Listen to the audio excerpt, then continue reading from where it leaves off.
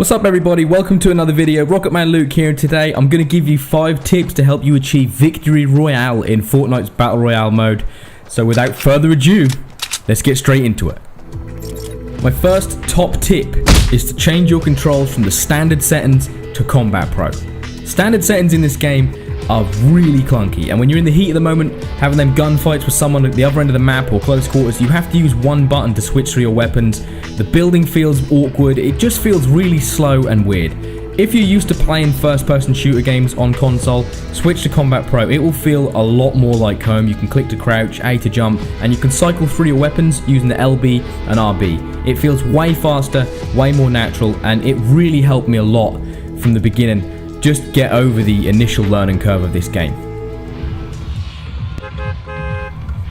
Now the second tip I'm going to give you guys, this one's a little bit subjective because it does depend on your playstyle, but I would always recommend, if you really want to get your victory, just to get the first one in the bag, maybe play a more cautious type of approach. So when this starts from where you land into the map, check the flight path of the bus, check your map, see where you want to go. Now everyone is generally going to go in the line of the bus. People always go to Pleasant Park, you know, the usual real hot points on the map. Now Lonely Lodge in this particular gameplay was way out, so I'm going to drift as far as I can, and you'll see when I land there was maybe one other person who landed in the area. Now this, like I said, this is a very kind of cautious approach to the game, but you're only going to have to deal with one other person. You can share all the loot, and then hopefully you can get the drop on this guy and take him out. And that would be my second tip of this game. When you land in, just make sure you go somewhere where you can kind of have the run of the loot, and this may be a little bit out of the way. Also as well, I prefer to work my way into a circle. You never know where it's going to land because it is random, along with the loot as well. So you might just land in this area and get literally next to nothing. But you can avoid instant death, certain death, by landing directly on top of someone. They get to the loot quicker than you get shotgunned, you have to respawn in. Tip number 3 for you wonderful people is absolutely, no matter what you're doing, no matter what your situation, get yourself a pair of either in-ear or over-ear headphones, maybe Turtle Beaches, something decent, and wear them every time you play this game. If you're wearing, like for example the PlayStation, if you wear that single earbud that they give you when you get your console, no, that's not going to work.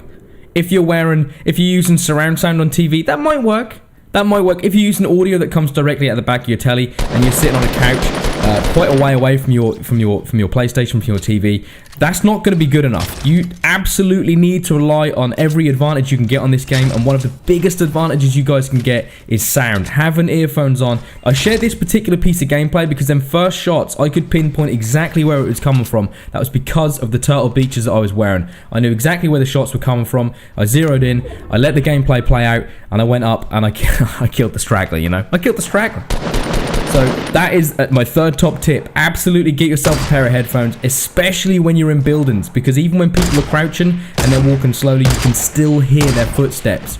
And footsteps and gunshots in this game are absolutely key to getting the jump on your opponent and getting that victory that we're chasing. Now obviously the flip side of that, I'm going to give you this is a bit of a double tip, alright? This is like 3 and 4, but I'm just going to count it as 3. The flip side of that is every sound you make can be heard as well by people that are also wearing headphones. So if you are in a building and you're sprinting up to it, or if you're shooting in the middle of a map with no cover and you're just blasting somebody, you're sending out a signal basically to everyone on the map where you are. There's shots fired over there. People will either come and attack you, or they will avoid you, or they will use that as a tactical advantage to maybe creep up on you, or to set some kind of trap or an ambush. So the flip side of having good earphones and hearing what everyone else is doing is that every sound you make, every move you make, every breath you take, said Sting, is an advantage to your opponent. So pick your shots carefully, move quietly. The shadows are your friend, everybody. Tip number 4. Never trust a bush. You see this guy, he's just gone into that bush, he's crouched in there. You can't even see him. And it wasn't unless I watched him physically go in there, or her, this is a female character, I wouldn't have known she was there. Also as well, you have the legendary bush item which you can pick up. So I always, I either run directly through bushes, which is a terrible idea, because if they are actually a player and they have a shotgun, I'm dead. Maybe if you carry a silenced SMG, maybe just lick a few shots off if you got a bush that's next to you that doesn't look very trustworthy. Always keep an eye out for them. And when you're in the final circle, if you're down to a one-on-one situation and you can't see that other person, you've built up high, you've killed a few other people, and you get the feeling that they know where you are, I would take a few shots at the bushes. I know you might give your position away, but the chances are it's probably already given away. You have to judge this based on its own merits, but never trust a bush is what I'm trying to say, everybody. In all facets of life, not just Fortnite. So the fifth and final tip I'm going to give you guys is use the circle to your advantage. Now, as you can see here, if you take a look at the radar, you can see here that my back is obviously against the storm wall. So I know no one's coming in behind me. I've moved in from this position, so I've kind of cleared that area out, and I know there's no one in there.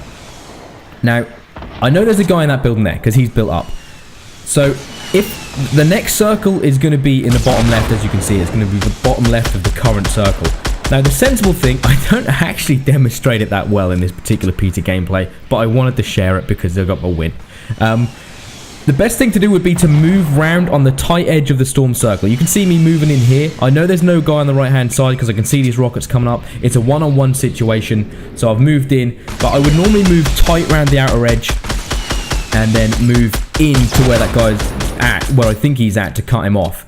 So the less distance you have to travel from one circle to the next, and the thin edge, as you can see around here on the thin edge, if you look at the radar, there's a small section where the storm is closing in. You need to get to there, and then you can move to the next circle. Now, that piece of gameplay really highlighted what they call me the Rocketman, everybody. I just threw as many rockets as I could at him.